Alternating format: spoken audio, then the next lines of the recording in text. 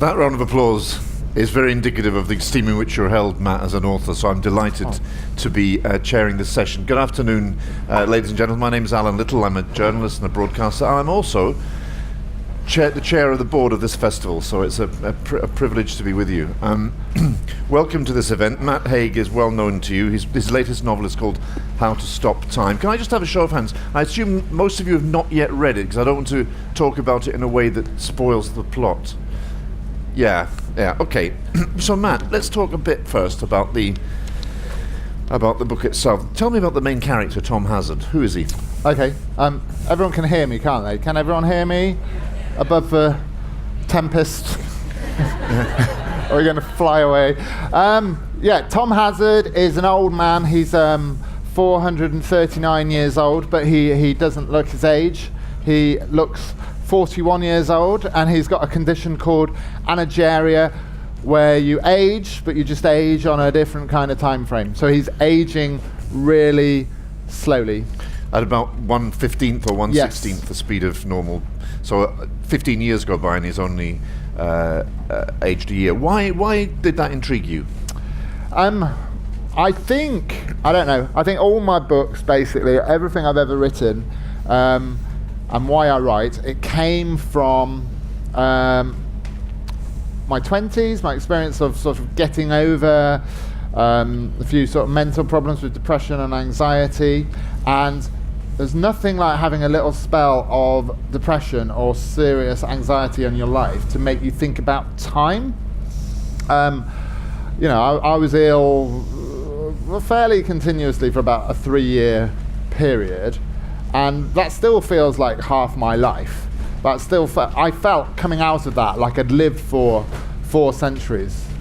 Wow, it's getting flappy, isn't it? It's really just adding to the. Yes, what was I saying? Yes, so I think it comes out of that experience. You're also intrigued by the idea of somebody who's carrying an internal secret, somebody who's got there's something massive about their identity which only they can know, and they can't possibly share it with the rest of the world. Totally. And having an invisible condition. So in a weird way, even though it's totally a fantasy, there's a lot of autobiographical stuff. I think even if you haven't had any sort of mental illness, I think having an inner life that you're not necessarily concealing from the world, but that the world can't see, is a issue in my books, a theme. So there's another character I want you to introduce for us, Hendrick. Hendrick was really fun because he's really evil, and he's almost like 2-dimensionally evil. So it was just the best thing about writing is writing really nasty people. And I think because I'd written quite a few children's books, one of the joys of writing children's books is you can have thoroughly terrible people. And you don't even have to explain why they're terrible. You don't even have to give them some inner conflict. They can just be horrible. In sort of modern literary culture, you've kind of got to make them, you've got to give them a context for their evil, and you've got to avoid the idea of evil.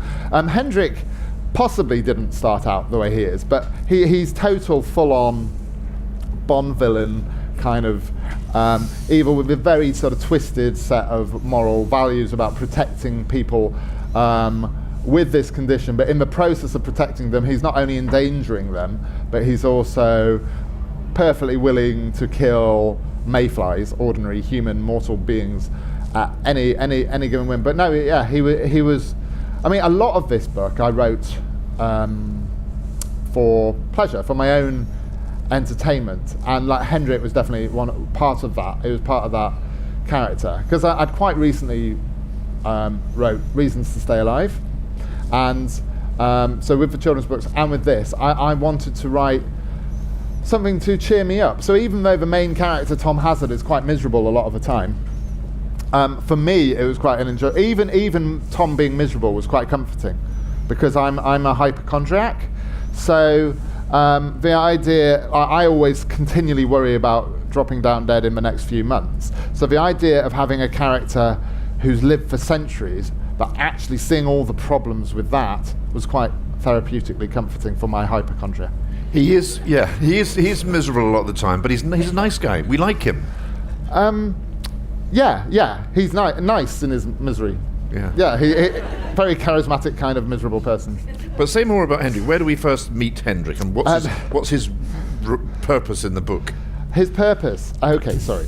His purpose in the book is he heads up a society, a secret society called the Albatross Society. The reason they're called the Albatross Society is in the 19th century, when the society was formulated, albatrosses were seen as one of the longer-lived species of animal. And he believes it's his duty to protect and look after, although he doesn't really do a very good job of looking after them, people with the condition of anageria, these very long-lived people.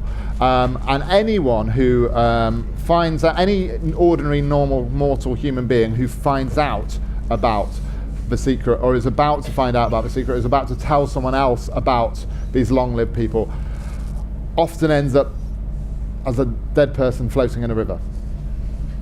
And right at the start of the book, we hear him say, one of the rules of the Albatross Society is no falling in love.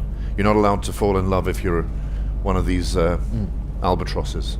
So the connection is there, right? The connection between love and mortality, and the idea that if you've got this condition, you can't fall in love with a mayfly because you're going to outlive that person by many centuries.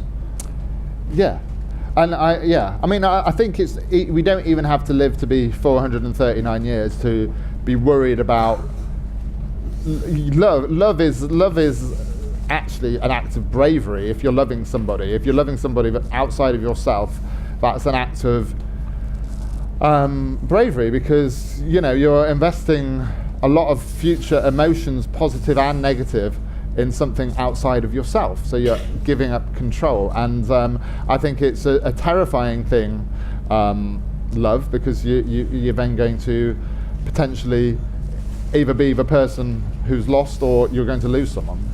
And he falls in love nonetheless as a young man with Rose. Yes. Tell us about Rose. Rose is not someone who's going to live very long, and she's someone who was Elizabethan, and she was a fruit seller, and she was the first sort of person beyond his own mother who helped steer the course of his life and guided him and got him to work for Shakespeare. Yeah, William Shakespeare makes an appearance in this novel, and there's a very funny. See if I've written it down. This is nearly as noisy as the Globe in Elizabethan times, isn't it? We're nearly there. Matt, give us an impression of the novel. Read something for us, and I'm going to find that bit about William Shakespeare, which made me laugh out loud on London to Edinburgh train.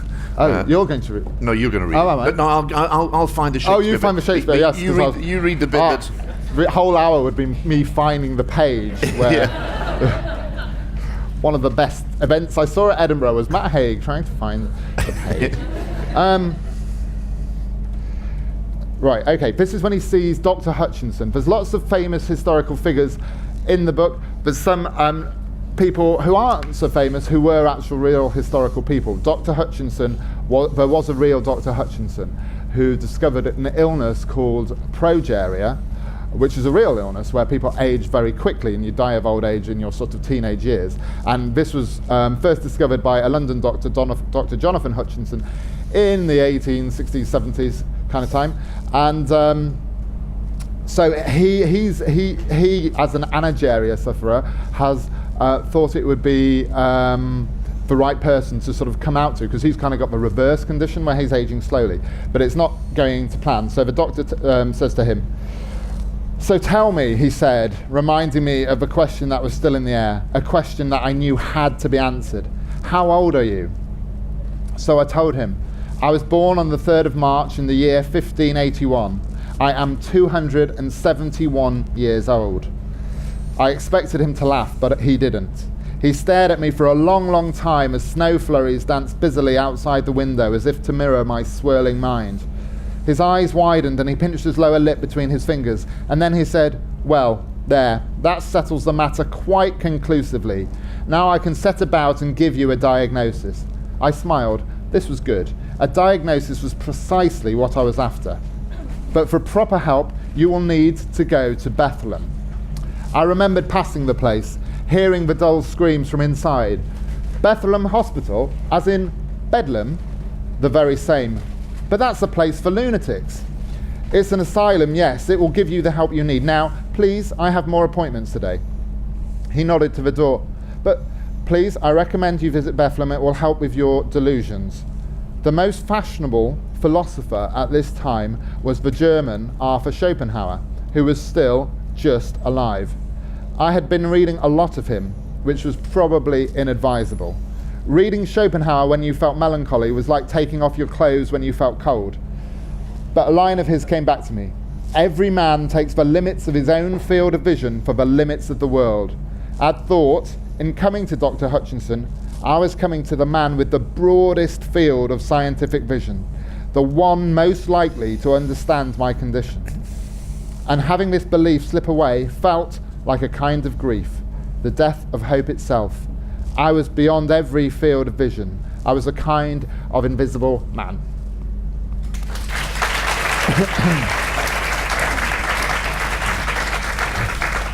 He goes to work for William Shakespeare as a young musician, and he has this conversation with Shakespeare. Your wisdom calms me, Tom. They serve the greatest and sweetest ale in all of London in here. He sipped on his, closing his eyes. Ale doesn't live well, he said. A week from today this will taste as sour as a knight's breeches. Beer lasts forever.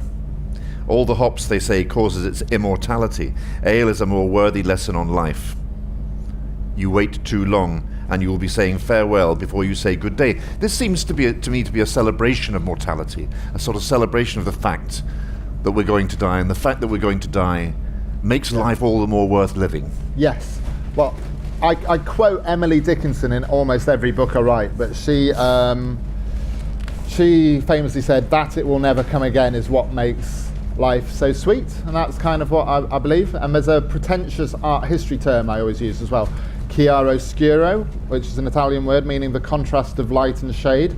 And I think, the old Renaissance painters, when they were trying to make something look divine and holy and spiritual, like for instance the face of John the Baptist or the Virgin Mary, as well as painting the face light to accentuate that light, there'd be lots of dark shadow all around, pitch dark. Caravaggio is the one most famous for this, but there's loads like Tintoretto, Raphael. They love their black paint, and I think there's a lesson on life there. If there was no darkness, it becomes harder to see or at least value the light. So I think that's what a lot of art is, and it's a sort of consolation for our mortality. But so if you take away our mortality, a lot of the consolations, a lot of the things that we have to value our living, breathing existence would disappear. The other part of the it was a brave thing to give flesh and blood to William Shakespeare, but it really works because he's such an iconic figure and we don't really know anything about him. And I get into trouble for making him smoke a pipe.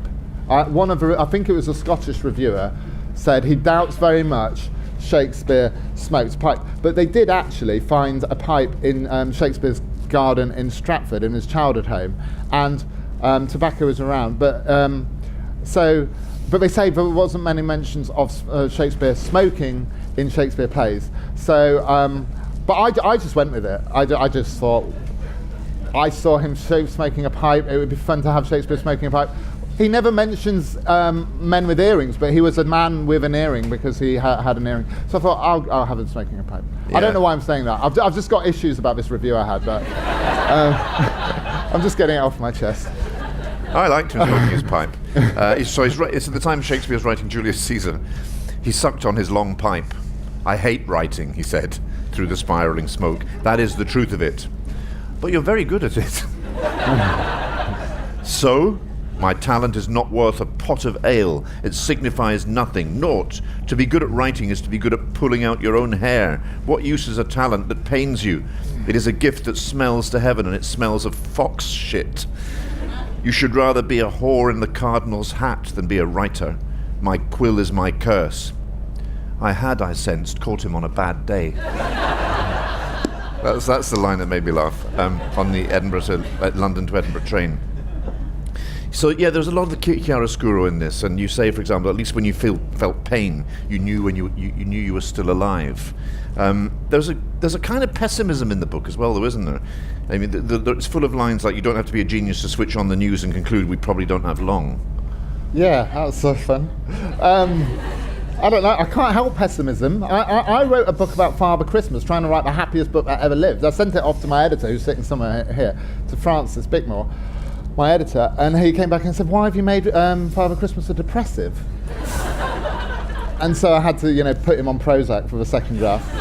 But yeah, I don't know. I think, I genuinely think, whether it's a children's book or an adult book, to write a book about hope, you also need an element of pessimism, or at least realism, about, because I think hope is far more valuable if you've acknowledged death and darkness and the other stuff of life, to actually go into that. I mean, not to get too sort of self-helpy about it, but when I was writing Reasons to Stay Alive, and certainly like with mental illness, one of the ways, and it's a sort of CBT technique, but one of the ways you get over or try to get over mental health problems is to try and not run away from the thing. It's about accepting the thing. So I think in fiction you've got a duty to accept life as it is, but then, if you're putting something out into the world, try and find some kind of hope or consolation within it. It's interesting because you interrogate hope in this novel as well, because he's searching for his daughter who has the same condition as him, so he knows she's probably still out there and still alive, the daughter he had with Rose, and they've of course there was no Facebook in the 17th century. They couldn't stay in touch through social media, but and I recently read Hisham Matar, the Libyan novelist's new book about the search for his father, who disappeared into Gaddafi's prison system and never came out. And after Gaddafi fell, Hisham went back to try and find whether his father was still alive, or if not, what happened to him. And what he exposes is how cruel hope can be. Hope can really torment you, and there's a sense of that in here as well. Yes, yep. Hope. This can torment you a little bit. No, yes, hope can torment you, because hope is about thinking about, you often need to be in a position of pain to have hope. And hope can torment you because you can see how things can be. Certainly, like, I'm talking about mental illness again now, but certainly imagining you're better again when you're not well, that can be tormenting. But you still kind of need hope, because hope is about having a reason to have a future. And loneliness is a big theme here as well. He says to one person who he's getting to like, a woman he's getting to like at work, that if you knew the truth about me, it would put your life in danger. So he's separated from the world by his condition, and he lives in this well of loneliness. Yes. Yeah, totally. But his decision to become a school teacher, a history teacher in the present, is almost like a subconscious decision to connect with the world again, to connect with people, because he's essentially doing something that is quite public after having lots of private existences.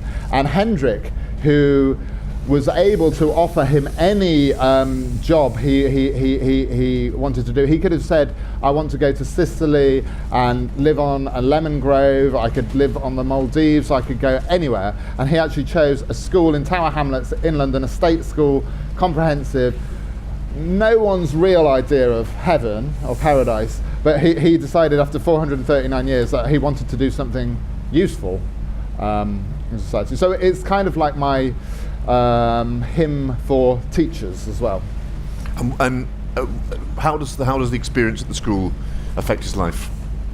How did it affect his life? Yeah. In the book? Well, it makes him literally become a kind of guardian of time, because he's looking after the younger generation. It also endangers him a little bit, because he occasionally reveals that he met Shakespeare and things like that, which isn't quite a wise thing for him to do. It makes him actually, because there's another teacher who he has feelings for, it makes him reassess almost every aspect of his existence, and certainly the secret nature of how he lives. And he's in danger of being found out all the time. Yes. You say in the acknowledgements, I've never had as much fun writing a book as you had with this one, because it was time travel and therapy in one. What do you Well, mean? time travel is a kind of therapy. Going back to Emily Dickinson, another great line of hers is that forever is composed of nows. And I think understanding that as a kind of therapy in it, and understanding that we are just in another now. But there was no such thing as history, obviously. Even when he goes to Elizabethan Hackney and it's all strawberry fields, we think, how old-fashioned, how quaint. He thought at the time how modern and how urban, because the orchards, all the trees in the orchard were very close together. There were lots of stone walls. So he'd have thought, oh my goodness, this is modernity.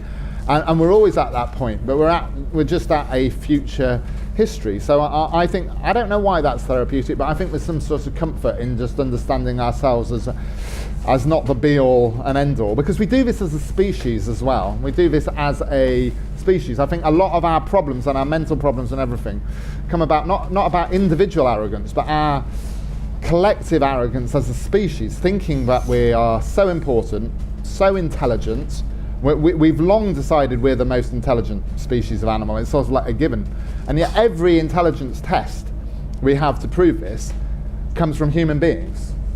We would fail the turtle test of intelligence. I mean, turtles have been around for like 200 million years.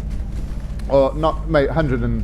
Don't Google that. It's probably a bit less. But a lot longer than we have. Turtles have been around more than double the length. They were here before snakes, before crocodiles. They're a very long-lived species. Individually, they live for 200 years. Yet, I don't imagine they have this idea of progress in the same way. Like we live in this age where we have to create narrative of history and progress. And, turtles, I imagine, are just always in a kind of nowness. And we always have this idea of past leading to something. And I don't know if it's that healthy. And if we could learn to see ourselves more as a species, as animal, for one thing, it would make us more peaceful and understanding of each other, which in 2017 would be a very good thing. But I think it would also stop a lot of our suffering individually as well, because it would just realise that, a lot of the things we get caught up in worrying about, to do with time, a lot of it as well, would sort of fade away. You're very active on Twitter, social media. You could say that. Yeah. You've built up quite a following, but you have a pop at the great digital nowhere, is what you put it. People spending their lives with one foot in the great digital nowhere. How do you think that has changed our lives? What's it doing, especially to mental health? Well, there's a lot of research now about the effects of mental health and social media, and it's not all good, obviously. I mean, if you're sitting down staring at a screen, that's not physically healthy, and it's probably not mentally healthy, and we're all living our lives like that. It's affecting our sleep, which is a sort of a strong thing you can say that actually affects mental health. If you're having less sleep and less good quality sleep, your mental health in some way is going to suffer. So it's affecting our lives in all kinds of ways. I think where it really seems to be affecting people is in the younger generation. I think school years generation coming up now, below millennials, I think it is having some kind of detrimental effect. There's all sorts of spikes that happened around 2012 where all kinds of attitudes to happiness and life.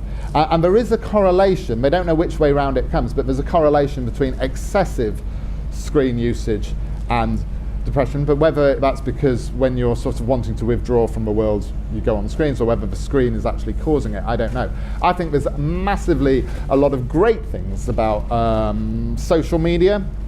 Certainly for people with mental health problems who are able to talk sometimes anonymously and to join other people and feel less weird. Because when I became ill, it was 1999. There was no such thing as social media. And I felt very sort of like I was the only one in the world with this going on in my head. Even if you sort of, in the abstract, maybe that's not true, that's how it feels. Whereas social media, literally being able to connect with people, I think that's great. But I just think we need to have, talking of progress, if we're going to insist on having the idea of progress, I think we should broaden it beyond the technological and actually become a bit mindful of the technology that we have and how we use it and what it's doing to us.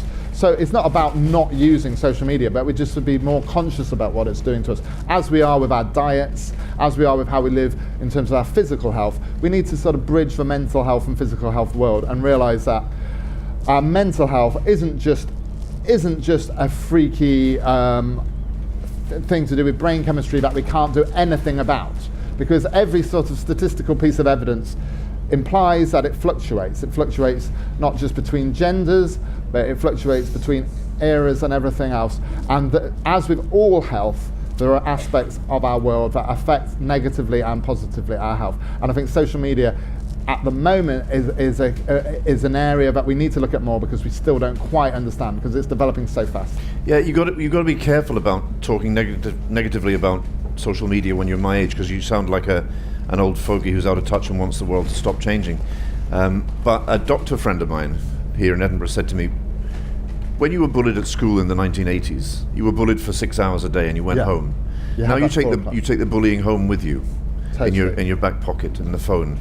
And kids are teenagers now are waking up 3 or 4 times in the night to check their Twitter account and their email. And I think it's not even about bullying necessarily. We talk a lot about cyberbullying. I think it is that's a problem. But I also think there's the problem of that comparing. I think we all need to compare. And actually some of the sort of friendlier sites. I don't think Twitter is necessarily the biggest problem psychologically for people's health, so long as you're not reading Donald Trump. I think friendly things like Instagram, because our brains are made for like a tribe of about 150 people. We're not really meant to know more than 150 people. Whereas now we compare ourselves with anyone in the world. So there's teenage girls comparing themselves to filtered, photoshopped, bodies and faces that aren't. If you just knew 150 people, you wouldn't know anyone who looks like that. And we're also just putting our best bits out there. So we're all comparing our insides to other people's outsides, which is never that healthy to do. I mean, Andrew Haig was here yesterday in an event. I don't know if any of you saw it. And he said that there's a culture now among the young people he knows in which every day they're producing and starring in their own sitcom or their own rom-com or their own drama. Yeah. And it's changed the way they think about their lives in comparison to the lives of others, because everybody whose social media platform you check seems to be having a much cooler time than you. Yeah. It is corrosive, isn't it? Yeah, I mean, there's a danger, I think, to do with we're heading more into a brand era. So the danger is that we become brands of ourselves, and everybody becomes famous. There's just the degrees of fame becomes changed, because we've all, anyone who's active on Facebook or Twitter probably has more people on there than they actually know in real life. So we're all famous in that sense. It's just the degree changes, and that we can see from famous people that doesn't seem to be that mentally healthy, even though everyone sort of craves wealth and fame. It doesn't seem to be the answer to any kind of mental. If you haven't read this book, I do recommend it. It's a great read, and you just can't help turning the next page. It's funny and charming and warm and affectionate, and it's just a great experience immersing yourself in it. But I also recommend that you read Matt's non-fiction memoir about depression, which is called Reasons to Stay Alive. It's a great title. How much of what goes into your novels comes from that? It sounds like that period of mental illness was sort of in some ways defined you. Totally. I don't think I'd write books without that. Not because it gave you a better vocabulary or made you more intelligent or anything like that. I just think the desire to write comes from that place, because when I was ill, Andrea, my girlfriend, now my wife, she told me to write what I was feeling, and just that simple act of writing what you were feeling like when you almost can't speak and can't verbally articulate it.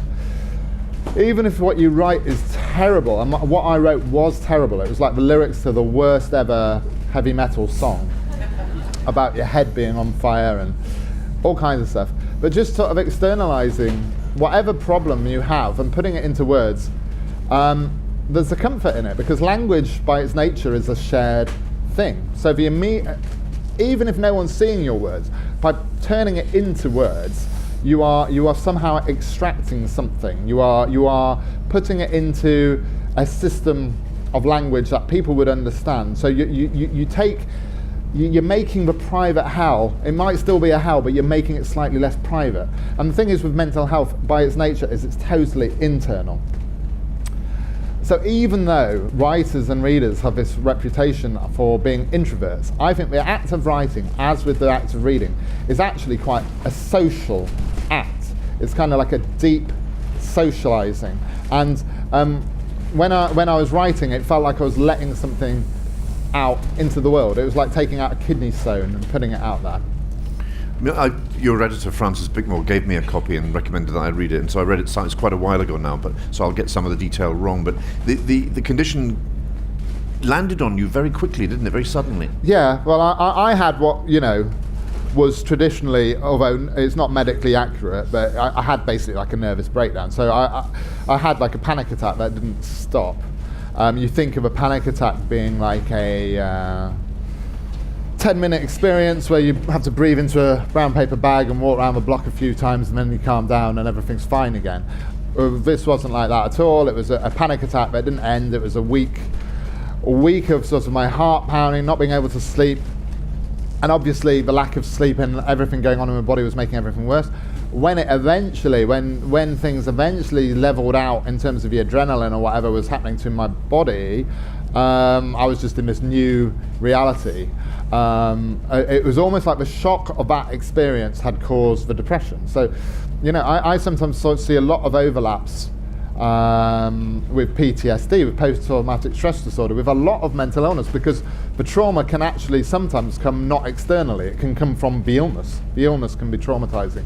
And I think that is one of the things with mental illness, you get into this loop of negativity where you're anxious about the anxiety, you're depressed about the depression, and it's very hard to hack into your brain and reverse those circles. And writing, I genuinely think, was one of the ways that got me closer to being able to do that.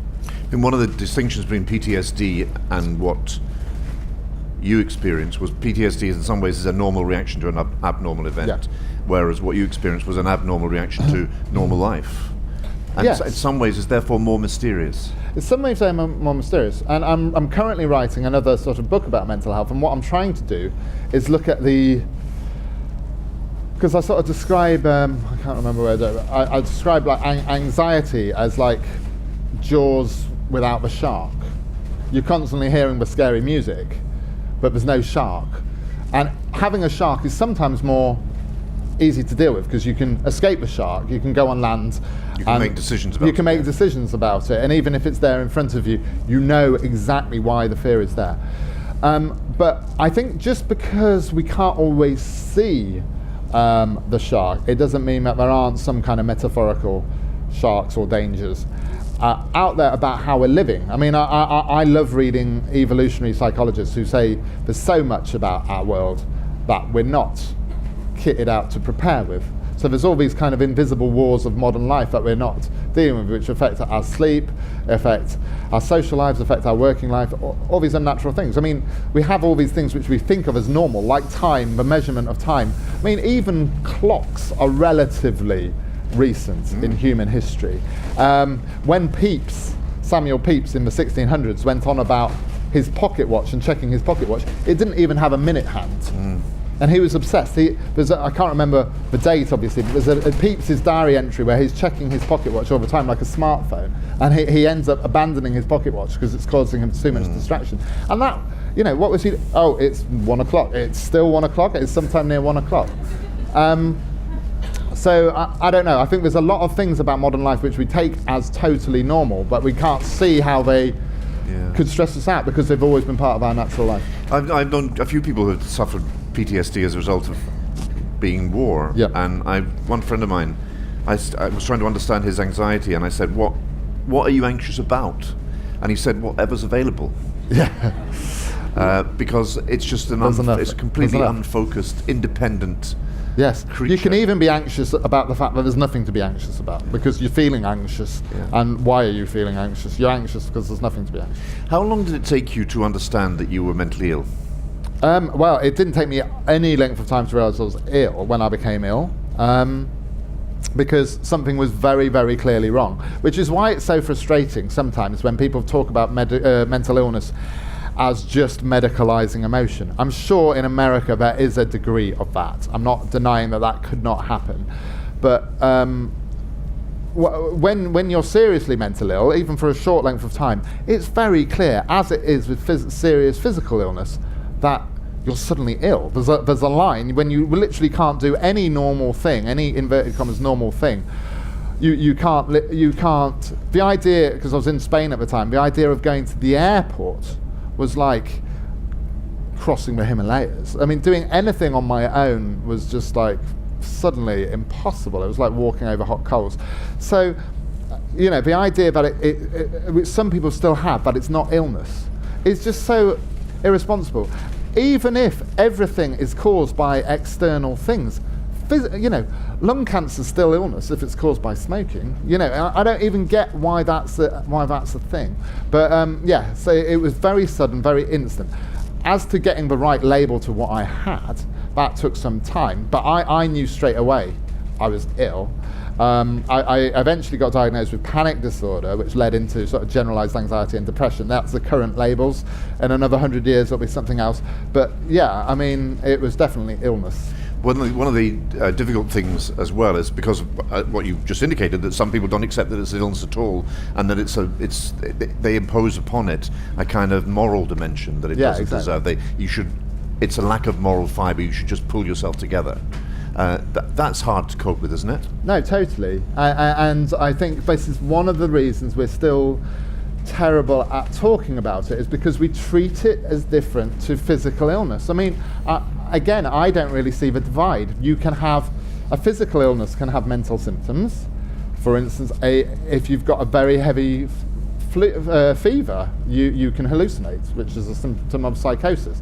There's all kinds of, since Descartes, we've had this dualism between mind and body, which is totally wrong in my experience of anxiety, because so much of it was below the neck. The brain is a physical organ. It's dependent on blood flow like our heart is. We've got a nervous system in our gut anyway, and there's more research being done about that, about how that affects moods. And I just think we still have, because we divide our hospitals into mental and physical departments, we have this idea that they're totally separate within us, and they're so not, which is why often a lot of the ways out of mental health can have physical. You can have physical medicine for mental problems like running or yoga. I'm not saying that's everything, but it can be a part of it. Is it particularly hard for men to acknowledge this? It's definitely, yes. I mean, I think it's a sort of given that for a lot of men, it's harder. There's a sort of cultural.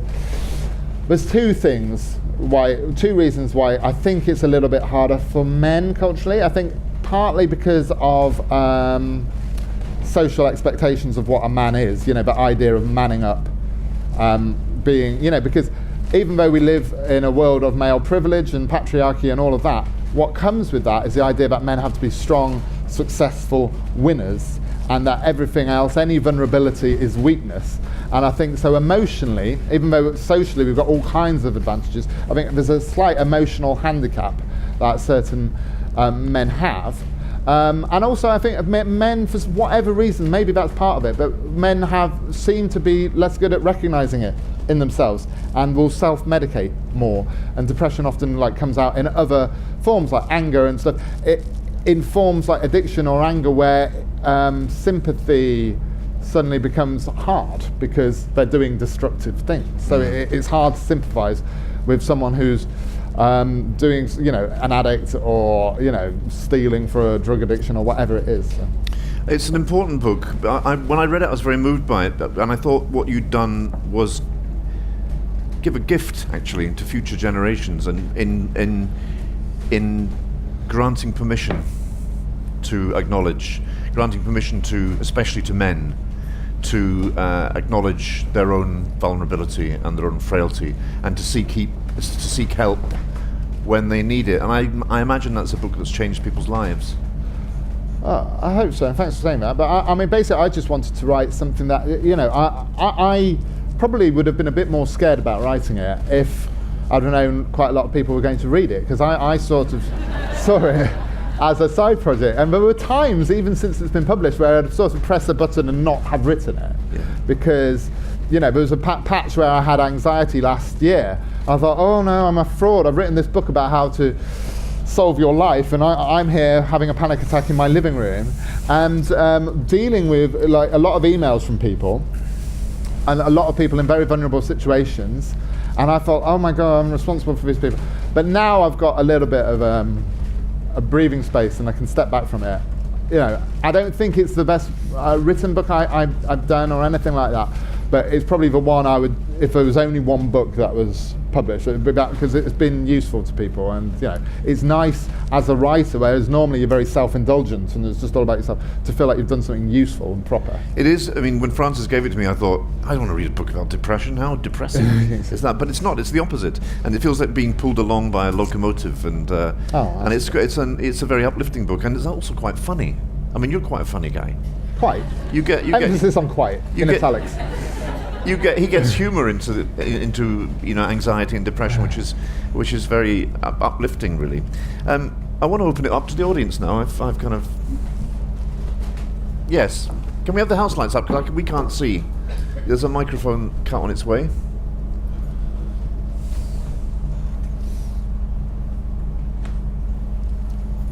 Yeah, there. See the hands up. Oh yeah, there. Yeah. Keep your hand up so that he can see you. First of all, hi. Hi. I just found it interesting when you were talking about mental health and social media, and I wondered, Matt, if you've essentially almost become a spokesperson, and whether you feel any pressure to not package your life and kind of be honest and show the warts and all side.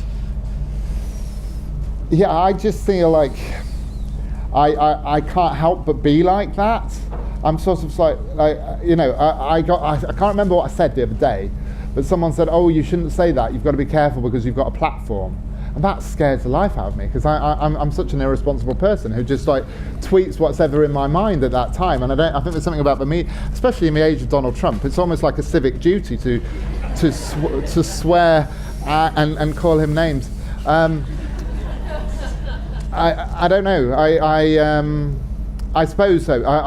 This sounds horrendous, and I don't mean it to sound horrendous, but because it sounds name-droppy. But when I was writing Reasons to Stay Alive, Stephen Fry read it, and he said he really warned me about becoming like Mr. Depression, because he had his year of being Mr. Depression when he did that amazing documentary about bipolar.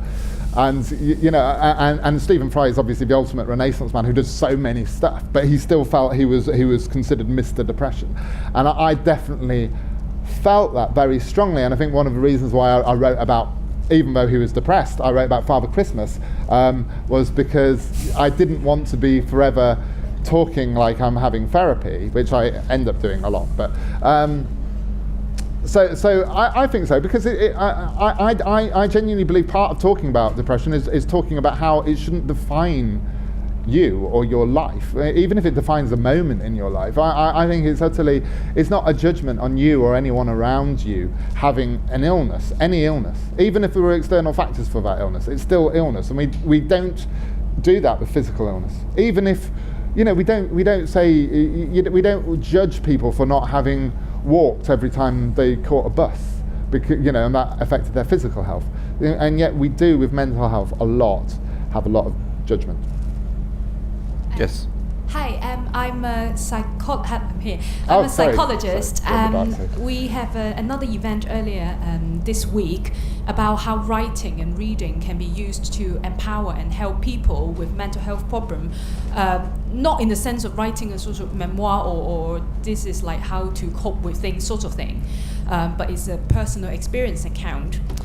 What you mentioned about time is extremely interesting, because when I see people who suffer from mental difficulties and myself struggling with low mood, time, you are right, is very odd, because we got people getting better and better in terms of the symptoms getting better, but then it kicks in, they think that they have lost a lot of their life. So suddenly that sense of emptiness is there. So you mentioned about writing during the sort of time when you feel low. Do you see the space of people using writing in the part of kind of recovery process to capture the memories of what they feel as an empty patch of their life. Yeah, I mean, that's going back again to that word which I don't particularly like about mindfulness. Because I think a lot of depression is about that. It's about guilt or regret and being in the past and regretting just the time you've been ill or what you've done when you're ill or whatever it is. And really, it's about learning from turtles and somehow managing to sort of be, in the moment. And I'm really bad at it. I'm terrible at it. And like when I wrote How to Stop Time, it was definitely written as a novel, not a non-fiction book, because I don't know how to stop time. But I would love to not stop time, but stop the worry about time, because I think that's a massive part of it. So I don't have answers, but I have shared concerns about that. Yeah. Yes. Hello. What I liked about your book in particular was the fact that the narrator is still living in the now. So although it's about time, it's not like a standard thing where he knows what's going to happen in the future, or he's had to live it each minute. Yeah. No, I absolutely wanted to do that. I didn't want to write a capital H historical novel in the sense that you sort of...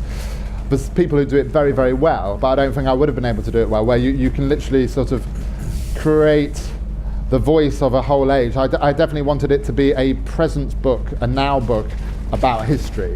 So even when he's talking about Shakespeare, he's in a world of breaking news and Twitter and Tinder and vaping or whatever it is. And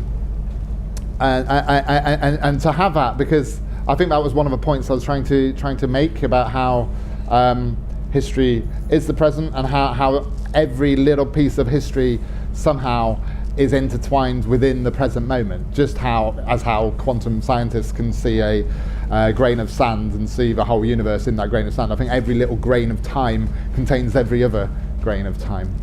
Your editor wants a word with you now. Oh no. Hi, Matt. God. Hi, Francis. So about that deadline. Yeah. I'm well ahead. My question, Matt, was about what we should be teaching kids about mental health. What should we be? What conversation should we be having with children about this area? I think it's like how we do with health. Is you're not trying. I think we've got to stop thinking of mental health as an adult problem. One of the reasons we've got to do that is 50%. I think it is half of mental health conditions present in people under the age of 14. So we've got a literal moral obligation, I think, to see mental health not as an adult thing. I think every generation has its own specific problems, and for my generation, interestingly, certainly males of my generation, the suicide thing was a prime factor, but the suicide age seems to be getting older as our generation progresses. But I think the young generation have all kinds of new things. I mean, eating disorders are sort of going through the roof across both genders increasingly. Girls have all kinds of pressures, and I think we have to talk about it, but I don't think it should be necessarily just the idea of ticking a box or having a separate subject at school where Wednesday afternoon is mental health afternoon. That might be a nice thing that we could do to get to the place, but I think the ultimate place we want to be aiming at is to see mental health as literally the most important thing. I think our view of the world comes from our minds. The way we interact with people, the societies we make are reflecting our states of mind. So I think the whole education, rather than just have mental health as a subject, I think it should become the subject, rather than just having a shadow minister for mental health. Every government department should be looking at things not just through the gaze of GDP or economy or foreign policy. They should be looking at in terms of what that's actually doing to people's minds. And that might sound still a bit utopian, but I think we have to start talking about that now. And I think education system itself can be a trigger for mental health problems. I think certainly, talking of time, one thing education systems seem to do is make people find it very hard to live in the present moment with tests which are always in front of us, for exams which are in front of the tests, for degree courses which are in front of the exams, for jobs at the end of degrees. So we're encouraging children not to be in the moment, but always to think about their adult life or their future life, rather than just to turtle it out in the real world. Will you say something about the effect it has on others? You were with your girlfriend, then you're married to her now. You've got children. You were a young man. Your parents must have been relatively young as well. How did it affect them? Well, my parents are here now, so that's an awkward question. But no.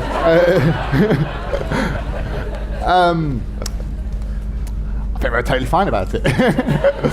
No, I don't know. I think it probably did have an effect. I mean, it's totally changed my relationship with Andrea, but I wouldn't say it totally changed it negatively. I like to think my relationships, even with my family and everything, have become stronger. I think actually, I totally hate, going back to your question about regretting the time you have when you're ill.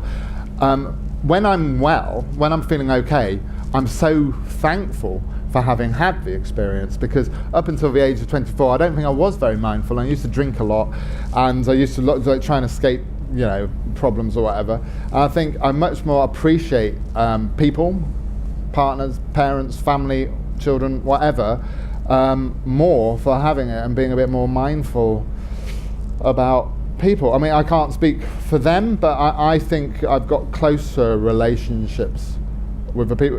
I obviously lost a lot of friends and a wider sort of social network, but I think I had deeper relationships with the people I had. How did you lose friends? It wasn't like I offended people. It was just, practical things. I was essentially agoraphobic for about 3 years, so I couldn't go out, and I wasn't like I am now, where I can talk about it comfortably, because I didn't really understand it properly. But so I just declined to see people, and it just used to be physically, emotionally exhausting to go out and socialise. So a lot of those friends that you had at university or school, you just couldn't sustain it, because I couldn't do it. I couldn't.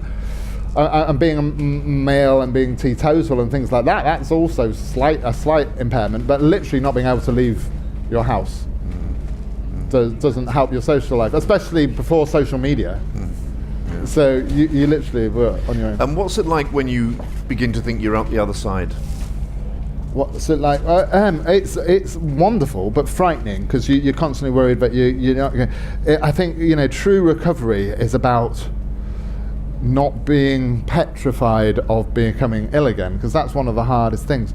But actually, I have had far more happy moments in my life, aside from career stuff, since being ill. So I would say, in a very, very weird way, going back to that chiaroscuro Renaissance artist thing, I've known more light this side of the illness.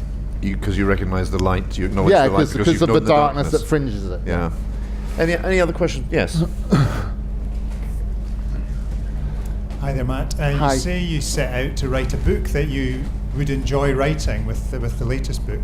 Did it stay that way, or again, like some writing projects, did it sort of dip? I can't be bothered with this anymore. Yeah, when I sent it to Francis Bickmore, it becomes less enjoyable. It's lovely. There's a great quote. I'm joking, Francis is a great editor. There's a great quote from Iris Murdoch about every novel is the wreck of a perfect idea. So the best bit of writing is even before you start writing, when you've got this idea that could be utterly perfect. And obviously no novel is perfect, but for a moment you think in your head, I've found the perfect novel, and then you've got that blank Word document like untouched snow out there, and you could just create anything at all, and that is the most sort of exquisite moment. And the first draft is fun, and then with every draft it's diminishing returns. No, I did. I didn't actually plan this novel out. Hopefully that's not too evident from reading it, but I just wrote what I wanted to write in that moment. So there's some bits, like there's a chapter where he meets F. Scott Fitzgerald and Zelda in a bar in Paris, the classic sort of age of escapism going back to 1920s Paris. And it serves no plot function whatsoever, but it really cheered me up on a Wednesday afternoon. And since you talk about the process of writing, how different was the first draft to the book that finally came out? Actually, it wasn't incredibly different. I mean, Francis might say something else, but I think, like I wrote a book called The Humans that massively changed. Like, there was literally 40,000 words deleted and 45,000 words added. It started in a boardroom meeting in space with three-eyed people, and it became a very different book. But with How to Stop Time, there were some things that I deleted, which I was very sad to let go. There was a character called Chester who had been a slave, who was born in Africa, American slave, and in the 1920s who was an accomplished jazz musician in Paris. And I really liked him as a character, but it wasn't helping Tom's story, and it was becoming a different, slightly more political book. And so there's a lot of territory I want to go back to in potential future books. Yes. Hi, I wanted to ask about the writing process while you were mentally ill. And I think you said earlier that you wrote a lot of stuff from internally that was a load of rubbish. And I just wondered how you... I still do that. How you redrafted or edited it, or did you just start from scratch again? Did it form a backbone, or...? Yeah, well, when I was writing as mentally ill, I wasn't writing with any view to anyone seeing it or reading it. It was just a therapy sort of exercise of literally, when you couldn't speak about it very well, just writing something down. It took me a long time to actually be in a position where I thought I could write a book about mental health experience, because I thought it wasn't that, by that point I thought it wasn't that unique. I wasn't like a bona fide sort of celebrity person, and I didn't know if it would be useful to people, and I found it very hard to... I was very scared of writing about the worst experience of my life while I wasn't in the worst experience of my life, because I was in a happy place. I thought it would send me back there. But what I realised was that I hadn't really ever escaped it. It's always there. So actually writing it was the easiest thing I've ever written, Reasons to Stay Alive. I wrote it very fast once I started writing. The whole thing was done within about 3 months. I mean, it's quite a short book. It's a glorified pamphlet, really. It's just like a few thousand words. No, it's 35,000 words. But it's sort of half a book size. But it was very fast, even for that. And I think, A, I knew the plot, and B, I also just felt this sort of force coming out of me, and it was just a thing I'd been psychologically waiting to do. And it's amazing that it's helped people, but I think selfishly, primarily, I was writing it to help myself, to just sort of get it all out there. And once something's written down, you feel like you can handle it, and you understand yourself better and stuff like that. And one last question from me before we wind up and you go and sign books. What are we getting in the future? What's Matt Haig's next? I've written another children's book about Father Christmas. Much happier. Be loving life. Father Christmas and Me comes out in October. So I have like a month off, and then we've got another book tour, which wasn't planned very well. But a holiday in Greece, and a book called, we think it's going to be called Notes on a Nervous Planet, which is about mental health, next year. And then other novels, lots of things. Matt, this has been a really enjoyable hour. Thank you very much. Yes, thank you, Alan. Thank you.